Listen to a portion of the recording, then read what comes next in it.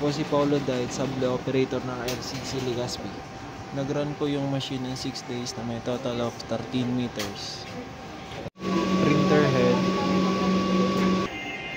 Printer head clean. Nozzle check.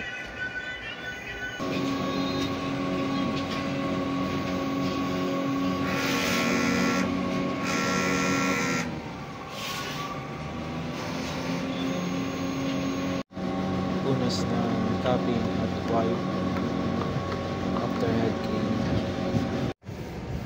Ink system ay tama lang. Weekly waste tank disposal every Wednesday.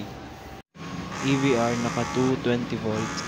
Ink storage, ito yung used and yung unused. Ito naman nakalagay yung sable roll namin. Monitoring ng cyan, magenta, yellow, black, and yung sable roll.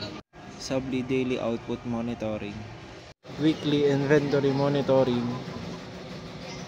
Ito naman po yung ICC profile settings. Printer daily checklist.